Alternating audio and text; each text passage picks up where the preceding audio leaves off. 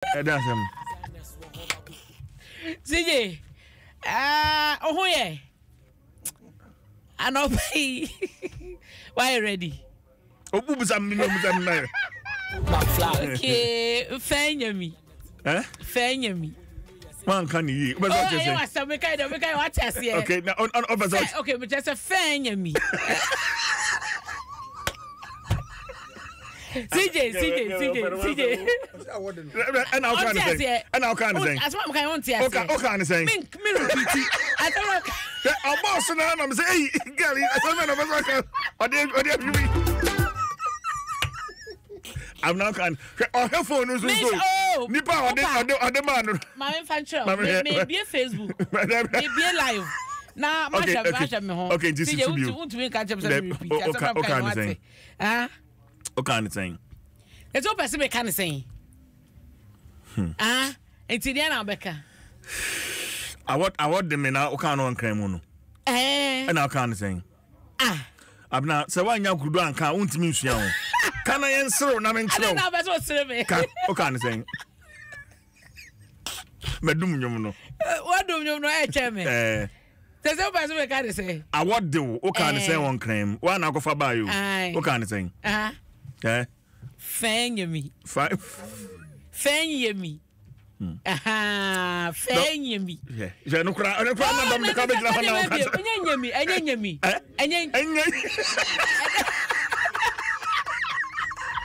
I didn't know why you saying can I musician? No person sabotage me and I'm a vimtico.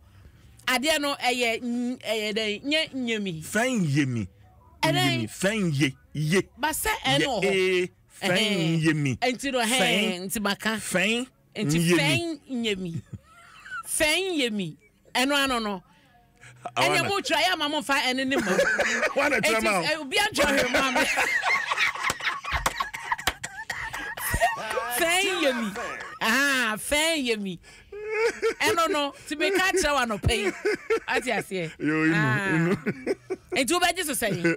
When you saw me, let me some minimum can't be said, and to many dear amount. Kind. Yeah, the one crack animal. And I'm to be some said, then now, and today I'm a person or your mammy. Some say what them into then I'm a person or your mammy. Then I'll person me your mom. Can and cry now, catch you. Open once, but we crab every man out to make crying. You know. See, you won't take a son. I'm coming. You're crack animal, why? Okay. When we are recording, some are going down. As my kind, oh, dear, Mamma coming. CJ, Minta or come. Keshito. Minta or come Keshito. Sano sote I say. You know. Uzo nu. Okay, utawa come Keshito. Nkenu. Say also kwata bana se de krakra de say. But delegate da wakata wa ha. Na mama nkomanim. Nti nkenu na also what? Also what? Oh, okay. What? Okay, nice one. Delegate da wakata ewo ha na mama fan sha se CJ. Mama fa wo emfiti wo ne feto so miensa. Asama da hanom no free senior high school yenra finance minister Kwamra Sebejefie Dr. Muhammad Amin Adam na wode atodwa esaban edisika 9.9 billion Ghana cedis and as free SHS mu efiti 2017 ebesi 2024 afia ye wo mu yi na wo hwemu so a school fon kwada o manya sanfa so yi mabuna nya sanfa so no 5.7 million ena enyamo emfa so makwakọ gentitiye na eno ho ama ne bo ena osoafo no edikoto dwa enra enye no nko a eba no school feeding program so aban edibi atum ya wo chese echese enyine yie pa ebro mo ebeso mu in 2016 no na ejina 1.6 million eye beneficiaries a wo mo ekoko didie ene no ahiri akodu 3.8 million beneficiaries ewo 2023 afia etwemu no eno so eho amane eda ha se yesese no chesaka kakra bi na yetie sim omo hwa se June 2024 ye de aduru be se 4 million beneficiaries na chese nyinya na enyi ekonanim womo chese afibia no womo de enkwada 200,000 na eka ho a ekosku ekonya nuani die bi on ma wokọ no chese feeding fee onya sa aduane no a na sustaining kwada no ewo honom eba no lip no so a womo chese aban no aye adwuma honum yie pa ya womo eboa ani bie fo mo ohia buburo pa ache womo yare da dem ne omo ahodin ni ho a womo nyini se womo betumi aye adwuma no eno so womo chese womo so masene eno no aye livelihood empowerment against poverty eno any lip no ya womo chese se so no ahwiri koso be se 200% a womo ebe so mo no na chese eni na be se 64 Ghana cedis a year 2022 as they say almost so HSA ashri akwakodru 256 Ghana cedis ewo 2024 yimu na chese ekwanim ye pa ebru 200% a omo da so omo gise sika ne de wo mudi ho adanse eno so ho amanebo osofo e de atumu ewo ha na CJ bra Facebook na ebehwa de wo se omampani akufu ado akotwa homam ama aposifo fie ya wasi e de ama wo mo eno so adankra no mako ahasa eni aduonu eye 320 housing units ena mampani akufuado edi ama posifo na CJ sadie ya omampani ni na pamfo aye wo sha works and housing ministry no eka ho bi ene omo enhyehyɛ ahodo a omo ye na edi ani gie pa ena aba wo be sha omampani ni na pamfo aye CJ it is an estate on its own. Na wo hwe abena to boate wa wunya 320 homes a omampani enra akopa ho entoma ewo Tesano Place Training School heya no wa wunya bi hweye no bra Facebook abena ya de ni se ade no se efa ye beka aba ena hwe se de ya yimu lens se wo hwe drone shot no a what wo hwe drone shot no a oh my goodness. Mr. When a city on its own, Facebook. I was almost afraid the police city. Bra Facebook na be. CJ. Bra Facebook na be. Almost afraid the police city. Oh. In fact. Adi fa you come. F 320 rooms. Now when you so fully finished though, CJ, and passim kitchen no cabinet wom ho crampo no enkonya set any TV ni ade nyina wo ti we no wo de ya ne sa wo fa wo bag ya wo ntade egum CJ na wakote na ho eno ano no mattress de yampa no so ayi wo be yaba wo ha eni wo ho she edan nim edan nim ni o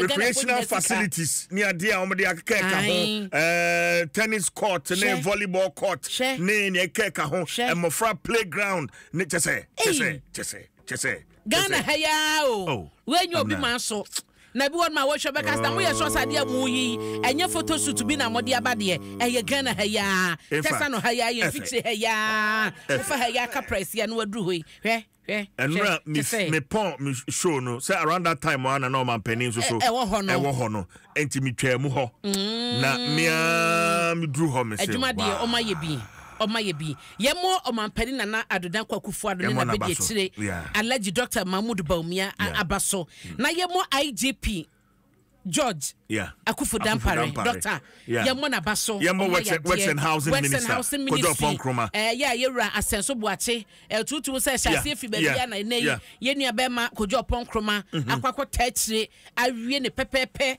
amama mpani akwakọ bia no chese enkwada playground ho ni no oh wow we said yes I wanna hear them ho wahu say dan mu tie no wo de akọ kitchen won so abehu ba ho wa we hunu me se kitchen won ayi ben na nyina sisi ho ben na nyina si kitchen ho enti no an say de watogu dem bia dan ye ma obia de watogu dem bia fa che na fa wo bag ya won tade egu a praise for uniform no straight na fa ko same eno ano no hwe I wanna hear Anajuni me say eche 5-star hotel first screen TV no na ena bo ho no she nkonya no she ye post for we the mama today. Abna. Matide. Maintenance dey hia wona ka be ha ne yem pese ba be hu sa di freezer na mo de yi ice no ye bi wo ha no bia fa fridge mesi abonten say be ice block aton yan ka cha IGP so bi odi di freezer be kwa kwoti self here we abonten so odi yi ice na IGP dey dan no IGP when kwa dey dan give finish amna me say approach for we yan kan minim so mu share me kwa because hey CJ we na obo yachi no but no kwa dey post for what do you fear my praise for so praise for maintenance enye kranko enye chese ba bia post for barracks bia be rabia no ye hunu sade no we de mo be pass mo man ni nyina nya ba kosem na ha de mo amu benya kwanya ba ha no yesre mo man nye sua de na afoforo nso e wo barracks ahodo Ghana fa na nyina no so no enhensua wate in fact efe adudi aduplema adogagai eno ha ya na ebetena ebo appointees bi o mampani akufu adodo ma ba ye bo machi adwuma bi o mo ya enso ni eno ye de hyase wo national ambulance service ya wie ye be san beto aso na we na dia ba dia efe pa nti nyina de ye beka eho nie nti se wo hunu ya ena wa ba wo hwe wo Facebook no we enye hotel eye baby mampani akufu ado asi e de ma police fo hwe washrooms a wo hunu recreational centers hwe eye ho no basketball ni ade nyina amo pitch ho no mo nyina efe ye pa na momu refrigerators na eyi we yen kana ice eyi blog no wo konkoko na pe blogger to akwa ye program be ko police barracks metro bi kokko ayi sankwan aduaji sankwan opposite ono ma akwa ubenya ayi blogger to sesi a aduaji ubenya biato police barracks obi afiase atwi ni freezer ho otwi ho de akwa aha bra sister faja ho na enko bi otwi ni freezer ho e de aba ha yempene kwa mo fa go mi ma begina anim ho wutu aba na dey we dey say ye ni be ko ho ye ni be ko because ye nim said ye bia ba bia ye nyina ye nim no ye nim said ye in fact e be ya rehosem say after a year ye be ko ho no na state wo no enye papa e be ya rehosem ye nim say police for no be ye adwuma na mana broso e be ya rehosem ahonidie no ahai e be ko ho no mama na broso e ho no masiesie e be ko ni mama na broso moma no nyenka edum city ena mampani akufo ado de mama sa no ntino na nei we de wabodwuma onu abedi etima bodwuma nyame nkoso nsiramo no mama nkwatente mayen ayiwa ye da sepa wate se de na anadwo kra na efe no ahun kane no wa mayen video so na papa outside west side shots just everywhere it is wonderful, it is beautiful efe enie esa abasobo shot ni nie esa abasobo momo why na fire hydrants le fire hydrants ni bibia Any amonya ne sa we no ma sha se jo mo fan kwa regions ne capital district no atomic ho listening to the housing minister and said they want to replicate other regions no mo na obia sanka bi enti edu regions na edu district no na se so den ka bebo so mo ye ne se no barasa dada na wo ho no so no renovation bi krompa CJ ho so no mo fo mani ko ho mayen wo renovations bi be koso a omo fo mani ko ho no so mayen ti no yedamase we dey na posifo na mu na yadama pani akufu ado we yanyama no say Steve Ford at the comment bi aba Facebook, and I think it's laudable. I say I am an NDC member. In fact, this building is beautiful. God bless Nana. Ciao.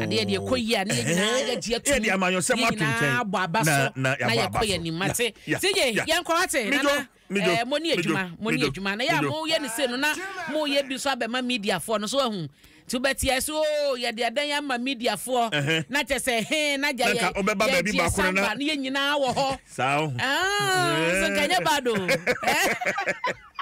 Dominic Neba no ma ntino eno no delegate abokata mu amane na media ma no ma mento aso ha de ma wie na yura krapa Herbert krapa na chese o se Ghana for bo se to Tema oil refinery ebesan so ye adwuma biem we are looking forward nya no ye rakrapa ye adwuma no mayen toyi ejija ye enye ne ye guso anya gidi atia futu ani arechemu sevia so na ntubo ye hunu se to asanso ababiem na the overseer the bokrata na CJ ma me fa wonko page 11 na story bi wa ha say ya me pese wutie yera Elvis Kusi CJ se sie no na director of finance e wo Confanochi Teaching Hospital eye Kath na CJ wonim se panyi 2010 na ye 6th May na onya an appointment eso nkodi ne dwuma e wo honom na omo chese 6 May 2010 no ebre no eso ya na e wo se je odi ne dwuma eto honom ye 2016 mu no e no omo sanso man reappointment ahu ye 2020 ntino ye 4 years na no CJ asemo